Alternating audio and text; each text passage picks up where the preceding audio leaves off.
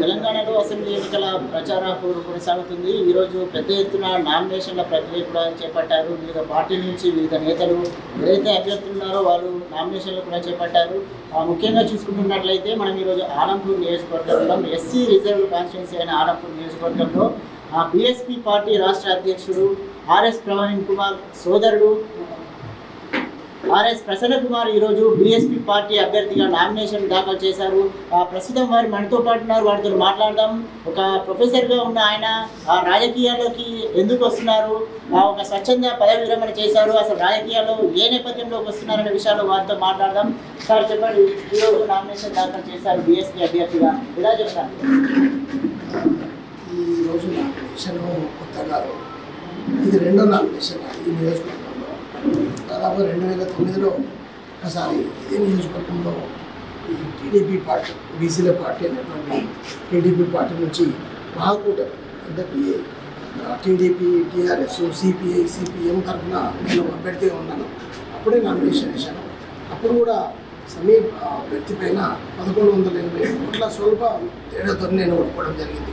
దానికి ప్రధాన కారణం ఏంటంటే ఈరోజు మనకు ఏదైతే ఒక ఆయన ఇంట్లో జీతగాన్ని ఈరోజు అభ్యర్థిగా తెచ్చాడు, అదే చెల్ల వెంకటరామరెడ్డి గారు కుట్ర చేసి పుల్లూరులోనూ ఈవీఎం బాక్సులు ధ్వంసం చేసి అదే ఐజలో ప్రజానీకాన్ని కన్ఫ్యూజ్ చేసి అక్కడ కూడా ఈవీఎం ధ్వంసం చేసి ఆ రోజు కుట్రతోని ఐజా పోలింగ్ కాకుండా చేయడంతో నేను ఓడిపోవడం జరిగింది. దాంట్లో చూసినట్లయితే అనేక సందర్భాల్లో కూడా ఐజా ప్రజలు చాలా బాధపడ్డారు, ఇంత మంచి అభ్యర్థిని మేము తెచ్చుకోలేకపోయాము ఈ కుట్రల ద్వారా అని చెప్పి. సో దాంతోనే ఈరోజు ఐజా మొత్తం మనకు ఆదరిస్తారు, అభిమానిస్తారు, వాళ్ళ యొక్క అభ్యర్థిస్తారని వేడుకుంటున్నారు. బీఎస్పీ పార్టీ తరఫున మీరు బరిలో నిలుస్తున్నారు. ఇప్పటికే అధికార టీఆర్ఎస్ పార్టీ ఉంది, కాంగ్రెస్ పార్టీ ఉంది, బీజేపీ పార్టీ ఉంది. ఈ పార్టీలను మీరు ఎలా దర్శించారు? నేను తీసుకున్నటువంటి బీజేపీ పార్టీ తీసుకుంటే జాతీయ రాజకీయాల్లో వాళ్ళు ప్రోత్సహిస్తున్నటువంటి సిద్ధాంతాలు కావచ్చు, కేంద్రీయ విధానాలు కావచ్చు, రైతు వ్యవసాయ విధానాలు కావచ్చు, వ్యతిరేక విధానాలు కావచ్చు. ఈరోజు చూసినట్లయితే పేదలను బట్టి పెద్దలకు పెడుతున్నారు. ఆదాని కానీ అంబానీ కానీ ఈ ఆస్తులు చూడండి, వాళ్ళకు ఎంత ఎంకరేజ్మెంట్ ఉంది. విజయమాల్య గారికి 1500 కోట్లు మాఫీ చేశారు. అంటే ఇప్పుడు ఆదాని గారు కూడా మాఫీ అయిపోయినారు. ఇట్లా వీళ్ళకు ఎటువంటి చర్యలు లేవు. వాళ్ళు ఏమో సంపాదించుకున్న అపార్ట్మెంట్లు బాగుంటుంది, పేదలకు మాత్రం 15 లక్షలు వేస్తున్నారు ఒక అకౌంట్లో, ఇంతవరకు దిక్కులేదు. సో అట్లాంటి చాలా వ్యతిరేక విధానాలు ఉన్నాయి. యువతకు కూడా ఎటువంటి ప్రోత్సాహమైన విధానాలు లేవు. నేను కృషి విజ్ఞాన కేంద్రంలో శాస్త్రవేత్త పనిచేసినటువంటి రైతులకు ఎంత వ్యతిరేకమైనటువంటి విధానాలు వచ్చాయంటే చాలా నష్టపోయారు. వాళ్ళు కనీసం మద్దతు ధర చేస్తాను, ఇంతవరకు దిక్కులేదు. 10 సంవత్సరాలు అయింది, మొన్న ఏదో మొక్కుబడిగా పసుపు బోర్డు అందించారు. సో అది కూడా మాత్రమే. ఒక ఏరియాలో నిజామాబాద్ ఈ మా ప్రాంతంలో కూడా పసుపు వేస్తారు, శాంతినారు ఇట్లా ఐజా ఉప్పల్ ఏరియాలో కూడా ఇస్తారు. వీళ్ళు నిజామాబాద్ వాళ్ళంటే వాళ్ళకి చాలా ఇబ్బంది. సో ఇక్కడ ఉన్నటువంటి జాతీయ ప్రాంతీయ కేంద్రాలు పెడితే చాలా బాగుంటుంది. ఈ ఏరియాలో పత్తి కానీ ఇట్లాంటి వాటి కూడా CCI cotton powers of India అనేటువంటి వాటి సెంటర్స్ పెట్టాలి, సబ్ సెంటర్స్ పెడితే ఈ ప్రాంత రైతులు కూడా బాగుపడతారు. అట్లాంటి విధానాలు బీజేపీ పార్టీ చేస్తారు. అది కాంగ్రెస్ తీసుకోండి మీరు, అదొక కుటుంబ పార్టీ. గాంధీల ఫ్యామిలీ కాదని ఎవరు కూడా ఇంతవరకు తీసుకున్నారు. ఈరోజు మల్లికార్జున గారు ప్రెసిడెంట్ చేశారు. అట్లాంటి మల్లికార్జున గారు తీసుకున్నటువంటి నిర్ణయాలు ఎటువంటి కూడా లేవు. ఈరోజు రాష్ట్ర రాజకీయాలు తీసుకుంటే రేవంత్ రెడ్డి గారు మొత్తం ఆయన పీసీసీ పదవే కోట్లు పెట్టుకోనుకున్నటువంటి వ్యక్తి. అట్లాంటి నోటు కేసులో ఉన్నటువంటి వ్యక్తి. అట్లాంటి వ్యక్తి ఈరోజు టికెట్లు అమ్ముకుంటే అందరు ఇప్పుడు ఫర్ ఎగ్జాంపుల్ మా గద్వాల్ జిల్లాలో ఒక పూర్వ సామాజిక వర్గానికి చెందిన విజయ్ కుమార్ గారు ఉన్నారు. ఆయన ఎప్పటి నుంచో కాంగ్రెస్ నడ్డు పెట్టుకుని యువతగా ఎన్నో కార్యక్రమాలు చేశారు. ఆయనకు టికెట్ ఇవ్వకపోగా బీఆర్ఎస్ నుంచి వచ్చినటువంటి సర్దా తిరుపతి టికెట్ ఇవ్వడం వల్ల ఆయన నిరుత్సాహపడి ఆయన ఈ యొక్క దొంగల పార్టీ బీఆర్ఎస్లోకి పోయారు. నేను అదే విజ్ఞప్తి చేశాను విజయ్ కుమార్ గారికి, తప్పకుండా నేను తెలంగాణ సాధించుకుందాం. గద్వాల్ నియోజకవర్గంలో నేను బీఎస్పీ అభ్యర్థిగా ప్రవీణ్ కుమార్ గారిని నేర్పి అడుగుతామంటే ఆయన కూడా ఈ యొక్క దొంగల పార్టీనే పోయారు. అభివృద్ధి సంక్షేమ పేరుతో ముందుకు వస్తున్నారు, కాంగ్రెస్ ఏమో 6 గ్యారెంటీల పేరుతో వస్తున్నారు, బీజేపీ వారు బీసీ ముఖ్యమంత్రి చేస్తామంటున్నారు. కానీ ఇప్పుడు బీఎస్పీ పార్టీ ఏదైతే ప్రజలకు తెలియజేస్తారు. మీరందరూ ఇప్పుడు బీసీని ముఖ్యమంత్రిని చేస్తానని ప్రధానమంత్రి నరేంద్ర మోడీ గారు లాల్బోగ్ స్టేడియంలో బీసీ డిక్లరేషన్ చేశారు. అట్లాంటి బీసీ డిక్లరేషన్ చేసిన వ్యక్తి ఒక బీసీ వాడిని అధ్యక్ష పదవి నుంచి తప్పించి కిషన్ రెడ్డి గారికి ఇచ్చారు. ఇక్కడనే వాళ్ళ యొక్క కుట్రార్థమైంది. బీసీల పట్ల వాళ్ళకి ప్రేమ లేదు. కులగణన చేయమంటే వాళ్ళు తప్పించుకొని తిరుగుతున్నారు. అదే బీహార్ రాష్ట్రంలో నితీష్ కుమార్ గారు ఎన్డీఏ నుంచి బయటకు వచ్చారు కాబట్టి అక్కడ కులగణన చేశారు. సో అట్లా తీసుకుంటే ఇప్పుడు మీరు స్కీములు అన్నారు. ఈ 6 స్కీములు కర్ణాటకలో కాంగ్రెస్ ఇస్తుంది అన్నారు. కాంగ్రెస్ రైతులు వచ్చి పరిగిలో తాండూరులో వాళ్ళే ధర్నాలు చేస్తున్నారు. మాకేం ఇస్తలేదు అంతా ఈ ఫెయిల్యూర్ గవర్నమెంట్ స్కీమ్. ఇప్పుడు మీరు కాంగ్రెస్ ఎప్పుడన్నా తీసుకోండి, స్కీములు తీసుకున్న వెంటనే దాని వెంటనే స్కామ్ ఉంటుంది. 6 స్కీములు 6 స్కామ్లో పాడారు. అందరికీ తెలిసిన విషయం. అంటే నీలి తెలంగాణ అంటే మేము ఏం చెప్తున్నామంటే భారతదేశ రాజకీయాల్లో 99% బహుజనులు ఉన్నారు. బహుజనులకు రాజ్యాధికారం కావాలి. ఎన్నాళ్ళు ఈ కుటుంబ పాలన, ఎన్నాళ్ళు మతతత్వ పార్టీలు, ఎన్నాళ్ళు ఈ బూర్జో పార్టీలు పాలిస్తాయి. అందుకే ఈ యొక్క ఓట్ బ్యాంక్, ఓట్లు హమారా, సీట్లు తుమారా, నై చెల్లగా, ఓట్లు మావే, సీట్లు కూడా మావే ఒక నినాదం తీసుకున్నటువంటి బహుజన సమాజ్ పార్టీ ఆధ్వర్యంలోనే ఆ సిద్ధాంతాన్ని నమ్మి తప్పకుండా ఒక బహుజనుడిని ముఖ్యమంత్రిని చేస్తాం, అలాంటి ఆయన్ని ఎస్సీలను చేస్తామా, ఎస్టీలను చేస్తామా, మైనార్టీని చేస్తామని చెప్పంటే బహుజనుడిని చేస్తాం. 99%లో ఎవరైనా ముఖ్యమంత్రి కావచ్చు. ప్రగతి భవన్కి ఏ రూపాయన పంపిస్తున్నాం. సో ఆ సిద్ధాంతాన్ని నమ్మి బహుజన సమాజ్ పార్టీ దిశ నేను ఈరోజు ఈ టికెట్ తీసుకొని ఈ నియోజకవర్గంలో ప్రయాణిస్తాను. బహుజన రాజ్యాధికారం రావాలంటే బీఎస్పీ పార్టీ ఎలాంటి మేనిఫెస్టోతో తెలంగాణ ప్రజలకు ముందుకు? ఈరోజు మీరు బీఎస్పీ మేనిఫెస్టో ఒకసారి మన దగ్గర ఒక పాంప్లెట్ ఉంటుందండి. ఆ బీఎస్పీ మేనిఫెస్టో చూస్తే అసలు ఏ పార్టీ కూడా ఎవరు కూడా ఓట్లేసే పరిస్థితి లేదు. ఇది ఒక అంతర్జాతీయ స్థాయిలో బీఎస్పీ రాష్ట్ర అధ్యక్షుడు డాక్టర్ ఆర్ఎస్ ప్రవీణ్ కుమార్ గారు స్వతహాగా ఒక బ్యూరోక్రాట్. ఆయన ఎక్కడ కూడా అవినీతి మచ్చ లేకుండా హార్వర్డ్ యూనివర్సిటీలో చదువుకొని వచ్చి గురుకులాలను స్థాపించిన దాంట్లో ఎన్టీ రామారావు గారు స్థాపిస్తే, ఎస్ఆర్ శంకరన్ గారు దాన్ని యొక్క ఎస్టాబ్లిష్ చేసి ఐఎస్ శంకరన్ గారు స్థాపిస్తే ఈరోజు ఆ గురుకులాలను, మూలకొండ గురుకులాలను ఈరోజు అంతర్జాతీయ స్థాయిలో తీసుకున్న వ్యక్తిగా ఈ యొక్క భరోసా ప్రోగ్రాం, బహుజన భరోసా అనే ఒక నినాదంతో ఈ యొక్క మేనిఫెస్టోని చూస్తే మీరు ఈ మేనిఫెస్టో మహనీయుల యొక్క పేర్లతో ఒక్కొక్క మేనిఫెస్టో ఒక వెపన్. దీని ప్రకారం ప్రతి ఒక్కరికి ఈ యొక్క బెనిఫిట్ అందితే ఈ యొక్క బంగారు తెలంగాణ అని చెప్పుకున్నటువంటి బీఆర్ఎస్ పార్టీ దోచుకున్నటువంటి వాళ్ళు బంగారు తెలంగాణ, బంగారు కుటుంబం అయిందని, కానీ ప్రజలు మాత్రం బదారణం అన్నారు. అందుగురించి ఈ యొక్క బహుజన భరోసా మేనిఫెస్టోను అమలు చేస్తే ప్రతి ఒక్క పౌరుడు కూడా అభివృద్ధి చెందుతాడు. తెలంగాణ నిజమైనటువంటి స్వర్ణ తెలంగాణ అవుతుంది. ఒక తెలంగాణ మొత్తాన్ని ఈ యొక్క స్వర్ణ తెలంగాణ చేయాలి, నీలి తెలంగాణ చేయాలి, ఈ మేనిఫెస్టోని ఇంప్లిమెంట్ చేయాలి. ఈ మేనిఫెస్టోలో ప్రతి ఒక్క జాతులు బాగుపడాలి. ఎస్సీ, ఎస్టీ, బీసీ, మైనార్టీ, అగ్రకులాల్లో ఉండే పేదలకు కూడా ఈ యొక్క స్కీములు ఉన్నాయి. సో ఆ రకంగా ఈయన దిశానిర్దేశం చేసినటువంటి కుమార్ మాయావతి గారి ఆశీస్సులతో ఈ యొక్క మేనిఫెస్టో తయారు చేశారు. సో ఈ భరోసా అనేది బహుజన సమాజ్ పార్టీ ఇస్తూ ఉంది. సో ఈ రకంగా మేము ప్రజల వద్దకు పోతాం. మీరు చెప్తున్నారు బహుజన భరోసా పేరుతో మేనిఫెస్టో మీద అంటున్నారు. బీఆర్ఎస్ వాళ్ళు చెప్తున్నారు దేశంలోనే ఎక్కడ లేని సంక్షేమ పథకాలు, రైతు బంధు కావచ్చు, దళిత బీమా కావచ్చు, రైతు బీమా కావచ్చు, ఇవన్నీ సంక్షేమ పథకాలు, పెన్షన్లు కావచ్చు, రైతులకు ఏవైతే చిన్న స్థాయి కులాలు ఉన్నాయో కింది స్థాయి కులాల నుంచి పెద్దవారికి అందరికీ సంక్షేమ పథకాలు ఇస్తున్నాము. ఇలాంటిది ఏ రాష్ట్రంలో లేదు, ఏకైక రాష్ట్రం ఈ రాష్ట్రమే. ఈసారి కూడా 3వసారి వస్తున్నాము, అధికారంలోకి వస్తున్నామని చెప్తున్నారు.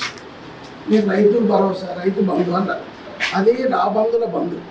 ఎందుకంటున్నా అంటే మీరు మంత్రి మల్లారెడ్డిని తీసుకోండి. 642 ఎకరాలు ఉన్నోనికి ఆయన మొత్తము కాలేజీలో ఇన్కమ్ చూసుకోకుండా రైతు బంధు ఎప్పుడు పడుతుందని చూస్తుంటారు. 2,42 లక్షలు పడుతుంటుంది ఆయనకు రైతు బంధే ఉత్తగా వచ్చేది. రైతులు పండించేది లేదు. అదే కౌలు రైతులను మీరు 1 ఎకరం 2 ఎకరం వాళ్ళకు రైతు బంధులో ఈ యొక్క బెనిఫిషియరీ కాదు. మరి అది ఎక్కడి రైతు బంధు? అదే మీరు దళిత బంధు అన్నారు. దళిత బంధు 40,000 మంది ఓటర్లు మా దగ్గర ఉంటే ఒక 100 మందికి ఇస్తే అదొక్కడ దళిత బంధు. వాసాల మంది తీసుకోండి. మీరు ముఖ్యమంత్రి గారు ఎక్కడైతే దళిత బంధు కార్యక్రమం చెప్పేటాడో వాసాల మందిలో 76 కుటుంబాలకు 76 మందికి అకౌంట్లో 10 లక్షలు వేసి అకౌంట్ ఫ్రీజ్ చేశారు. మరి అది ఎక్కడ? మళ్ళీ దీంట్లో స్వయాన హైకోర్టే చెప్పింది మీరు ఎమ్మెల్యేలను దీంట్లో పెట్టించొద్దండి, కలెక్టర్ ద్వారా చేయండి స్క్రీనింగ్ అంటే. మళ్ళీ ఎమ్మెల్యేలు ఒక్కొక్కరు బెనిఫిషియరీ దగ్గర వెనకటూరు నుంచి 3 లక్షలు తీసుకొని అది ఒక అవినీతి స్కీమ్. అది ఇది దళితులకు అన్యాయం చేసిన పార్టీ కానీ అది చేసినటువంటి బెనిఫిట్ చేసినటువంటిది కాదు. మరి మీరు ఇంకా రకరకాల స్కీములు చేసాం. మిషన్ భగీరథ అంటున్నారు. అది కూడా మేఘాకృష్ణారెడ్డిని బతికించడానికి తెచ్చినటువంటి స్కీమ్. కాళేశ్వరం నీళ్ళు అంటున్నారు, ప్రతి ఎకరానికి నీళ్ళు. ఈరోజు మేడిగడ్డ చూస్తే 4 సంవత్సరాలకే కుంగిపోయింది. అంటే దాని యొక్క నష్టము ఈరోజు ఎలాంటి వాళ్ళు మేము కడతామంటున్నారు. మరి వీళ్ళే గవర్నమెంట్లోకి రాకపోతే అది ఎవరి ద్వారా మళ్ళీ రికవర్ చేయాలి? వీళ్ళని జైల్లో పంపిస్తే తప్ప రికవరీ కావాలి. వీళ్ళు దాచుకున్న సొమ్మును మళ్ళీ రికవర్ చేస్తే తప్ప దాంట్లో దోచుకున్నటువంటి సొమ్ము రికవర్ కాదు. ఇట్లాంటి స్కీములు వీళ్ళాయి. ఈ స్కీములు మనకు తెలంగాణకు అవసరం. నిధులు నియామకాలు అన్నీ వీళ్ళే దొంగతనాలు చేసి దోచుకున్నట్టు. ఇవి స్కీములు అసలు లేకనే మళ్ళీ పబ్లిక్ వేరే వాటికి మొబిలైజ్ అవుతున్నారు. అలాగే మనకు మన దీంట్లో వచ్చిన దాంట్లో కూడా బహుజన రాజ్య స్థాపనకు మాకు చాలా ఎంకరేజ్మెంట్ ఉంది పబ్లిక్లో. వీళ్ళందరూ కూడా దొంగలే. తప్పకుండా మనం ఆర్ఎస్ ప్రవీణ్ కుమార్ గారి దారిలో ప్రయాణిస్తాం. ఆయనకి ఎక్కడ కూడా అవినీతి మచ్చలేదు. 26 సంవత్సరాల సర్వీస్లో ఎక్కడ కూడా అవినీతి మచ్చలేదు. ఆయనే ఒక రాష్ట్ర అధ్యక్షుడిగా పార్టీ నడిపిస్తుంది కాబట్టి తప్పకుండా ఈ బహుజన రాజ్య స్థాపనకే ముందుకు వస్తూ ఉన్నారు. బీసీ, ఎస్సీ, ఎస్టీ, మైనారిటీ అగ్రకులాలు ఉన్న పేదలు కూడా దీనికి ముందుకు వస్తూ ఉన్నారు. ఆలంపూర్ నియోజకవర్గానికి వచ్చేసరికి ఇక్కడ ఏదైతే ఎస్సీ రిజర్వ్ ఉందో ఇక్కడ అగ్రకులాలదే ఎక్కడ నుంచి ఎలా ఇస్తున్నారు అని చెప్పి సిట్టింగ్ పార్టీ ఎమ్మెల్యే ఎవరైతే ఉన్నారో ఆయనే నిన్న ప్రెస్ మీట్లో మాట్లాడారు. దీన్ని ఎలా తీస్తారు? చూడండి, ఇప్పుడు ఈ యొక్క 25 సంవత్సరాలకు ఒకసారి డీలిమిటేషన్ ట్రైన్ అవుతుంది. దాంట్లో ఒక దళితులకు స్థానము సమాన అవకాశాలు కల్పించాలని డాక్టర్ బాబాసాహెబ్ అంబేద్కర్ గారు ఈ యొక్క రాజ్యాంగంలో పొందుపరిచారు. దాంట్లో భాగమే ఈ యొక్క ఎస్సీ రిజర్వ్ ఎస్టీ రిజర్వ్ స్థానాలు. సో దాంట్లో మనకు స్వతహాగా స్వయం పాలన మనకు ఉండాలి. కానీ ఎవరో మళ్ళీ వాళ్ళ ఇంట్లో ఉన్నాయని తీసుకొచ్చి పెట్టి ఆయన ద్వారానే ఈయన లబ్ధి పొంది ఈయనను వాళ్ళ ఇంట్లో ఒక చెప్పురాశిగా పెట్టుకుంటే పబ్లిక్ ఈ యొక్క ప్రజలు ఎవరు చెప్పుకోరు వాళ్ళ బాధలు. వాళ్ళ ఇంటికి పోవాలంటే వాళ్ళ గేటెడ్ కమ్యూనిటీ దాంట్లో ఉంటాడు. ఈయననేమో పోయి హైదరాబాద్ ఉంటాడు, చెల్లారెడ్డిలో ఉండేది, లేదా కర్నూలు చెల్ల కాంపౌండ్లో ఉంటాడు. ఈయన పెట్టినటువంటి వ్యక్తి ఆయన ఇంట్లో ఉంటాడు. ఈయననే దొరకాలంటే మళ్ళీ ఆయననే ఎవరు పట్టుకోవాలి? మరి అలా ప్రజలు ఎవరు చెప్పుకోవాలి వాళ్ళ బాధలు? ఈ యొక్క అభివృద్ధి ఎట్లా జరుగుతుంది? అందు గురించి అట్లాంటివన్నీ నష్టదాయకం కాబట్టి తప్పకుండా అట్లాంటి వ్యక్తులను ఎంకరేజ్ చేయాలని చెప్పి మేము వచ్చినాం. మేము మేధావి వర్గం నుంచి వచ్చినాం. ఉన్న పదవులు త్యాగం చేసి వచ్చినాం కాబట్టి పబ్లిక్ ప్రజలు మమ్మల్ని ఆదరించే అనేది వాళ్ళు అభ్యర్థిస్తున్నారు. అందుకు ఇది డ్రైనేజ్ లాంటి లాస్ట్ టైం 2009లో చేశారు. అదే అబ్రాహం గారికి మరి ఆయన తెచ్చుకున్నటువంటి అబ్రాహమే దాదాపుగా ఒక 2 టర్ములకి ఆయన చేదైపోయాడు. వెంటనే ఆయనను పక్క పెట్టేసి ఇంకొక ఆయన పట్టుకొచ్చారు. సో అట్లాంటివన్నీ కూడా మనము ఆయన బోర్జువాళ్ళు, కబ్జా కోళ్ళు, బాగా డబ్బులు ఎమ్మెల్సీ 100 కోట్లకు ఎమ్మెల్సీలు కొనుక్కునేటువంటి వాళ్ళు మాత్రమే ఇట్లాంటివి చేస్తారు. సో పబ్లిక్ ఇప్పుడు డెఫినెట్గా ఒక మంచి తీర్పు ఇస్తారు ఇక్కడ. ఎందుకంటే ఆ రోజు జరిగిన ఇట్లాంటి వాటిని ఈరోజు ఎంకరేజ్ చేసే పరిస్థితి లేదు. చాలా పబ్లిక్ కూడా చాలా చైతన్యవంతులయ్యారు. వాళ్ళు కూడా ఆలోచిస్తున్నారు. తప్పకుండా మంచి అభ్యర్థి కావాలని వాళ్ళు కోరుతున్నారు. ఇట్లాంటి వాళ్ళని తప్పకుండా వాళ్ళు ఆమోదించాలని అనుకుంటారు. 2009లో మీరు పోటీ చేశారు, స్వల్ప ఓటర్తో ఓటమి చెందారు. అప్పటికి ఇప్పటికీ తెలంగాణ అప్పుడు ఆంధ్రప్రదేశ్ వారు ఉమ్మడి ఆంధ్రప్రదేశ్లో పోటీ చేశారు. ఇప్పుడు ప్రత్యేక రాష్ట్రం నుంచి 9 ఏళ్ల పాలనలో ఆలంపూర్లో ఏమన్నా డెవలప్ జరిగిందంటారు? ఇప్పటివరకు అయితే డెవలప్మెంట్ అనేది ఏం లేదు. ఎక్కడ వేసినా ఉన్నది అక్కడ. ఇది ఒక నడిగడ్డ ప్రాంతం అంటాం. అక్కడ సైడ్ పోతే కృష్ణానది ఉంటుంది, ఇక్కడ సైడ్ పోతే తుంగభద్ర నది ఉంటుంది. ఈ మధ్యలో నల్లరేగడి నేలలు నిజంగా నీళ్లు కరెక్ట్గా కనుక ఇస్తే irrigation canals RDS water rate దానికి కొంచెం మంచిగా వర్క్ చేసినటువంటి వ్యక్తి మాకు తెలిసినటువంటి మేము అప్పుడు పోటీ చేసిన తెలంగాణ సీతారాం రెడ్డి గారు. సో ఆయన చాలా వాటర్ సోర్స్ మీద ఛానల్స్ మీద చాలా వర్క్ చేశాడు ఆయన. సో అట్లాంటి వాళ్ళు దీని మీద కొంచెం ఇంట్రెస్ట్ పెడతారు. కానీ ఇప్పుడు ఉన్నటువంటి దొంగలు బీఆర్ఎస్ వాళ్ళు ఏం చేస్తారంటే 9లో ఎత్తిపోతారు అని చెప్పారు. దాన్ని ఎక్కడేసే అక్కడనే పెట్టేసారు. అంటే దాన్ని చేస్తే కానీ ఈ యొక్క ప్రాంతానికి నీళ్ళు రావు. సో అక్కడ జూరాల నుంచి లెఫ్ట్ బ్రాంచ్ ఆ దాంట్లో నుంచి కూడా నీళ్ళు వచ్చే పరిస్థితి లేదు. మాకు అలంపూర్ ఉంది, బుక్కాపురం లిఫ్టింగ్ ఏరియా ఉంది, అక్కడ నుంచి అక్కడికి కూడా నీళ్ళు వచ్చే పరిస్థితి లేదు. సో ఇన్ని చుట్టూ నీళ్ళ ఉండి కూడా నదుల మధ్యలో ఉండి కూడా ఈ యొక్క కరెక్ట్ యొక్క ప్రణాళిక లేక ఈ యొక్క ఇరిగేషన్ స్కీమ్స్ అనేది ఫెయిల్ అయిపోయాయి. సో అట్లాంటివి కాకుండా మనం ఇంజనీరింగ్ ప్లాన్ ఇప్పుడు కేసీఆర్ నేనే ఇంజనీర్ను నేనే మొత్తం అని చెప్పి మేడిగడ్డను ఉంచాడు. Kaleshwaram project fail. సో అట్లాంటివి కాకుండా మంచి ఎక్స్పర్ట్ ఇంజనీర్ అందించి ఇరిగేషన్ ప్రాజెక్ట్ కట్టాలి. అప్పుడు బాగుపడతాయి, గ్రామాలు బాగుపడతాయి, ప్రజలు బాగుపడతాయి. చివరిగా చెప్పండి, ఆలంపూర్ ప్రజలకు మీరు ఏం చెప్పాలంటే? అలంపూర్ ప్రజలకు నేను వాళ్ళకి ఇచ్చేటువంటి ఒకే ఒక భరోసా ఏంటంటే ఈ యొక్క కుటుంబ రాజకీయాలు కానీ ఈ యొక్క జితగాల రాజకీయాలు కానీ కాకుండా స్వతహాగా మన మధ్యలో మన మనిషిగా ఉండేటువంటి ఒక ప్రజాప్రతినిధిని మీరు ఎన్నుకోండి. నేను ఒక ప్రొఫెసర్ ఉద్యోగం నుంచి వచ్చాను, ఈ వృత్తిని కూడా ఒక ప్రొఫెసర్ మాదిరే చేపడతాను. నాకు ఉండేటువంటి వారం రోజుల్లో 7 మండలాల్లో 7 రోజులు ప్రతి మండలంలో ఒక ఆఫీస్ పెట్టి మీ మధ్యనే ఉంటాను, దీన్ని ఒక ఉద్యోగం తీసుకొని దీన్ని అభివృద్ధి దశగా తీసుకెళ్ళిపోతా అని చెప్పి వాళ్ళ మధ్యలోకి నేను రేపటి నుంచి కార్యాచరణ తీసుకుని వెళ్ళబోతున్నా. వాళ్ళ యొక్క ఆశీర్వాదాలతో, వాళ్ళ యొక్క ఆశీస్సులతో తప్పకుండా ఇక్కడ నేను తెలంగాణలో ఉన్నటువంటి ఈ బహుజన సమాజ్ పార్టీ వారి అభ్యర్థిగా తప్పకుండా నీలి జెండా రెపరెపలాడే విధంగా ఇక్కడ గెలిచి ఈ ప్రాంత ప్రజలకు తప్పకుండా అభివృద్ధి రుచిని చూపించే దిశగా నేను ప్రయాణిస్తానని వాళ్ళకి భరోసా ఇవ్వబోతున్నా. మమ్మల్ని అందరినీ వాళ్ళు ఆశీర్వదించాలని మరొకసారి అలంపూర్ ప్రజానీకానికి అందరికీ కూడా మనస్ఫూర్తిగా కోరుకుంటూ ఈ అవకాశం ఇచ్చిన వీటిని ఛానల్ వారికి మరొకసారి ధన్యవాదాలు తెలియజేసుకుంటూ జై.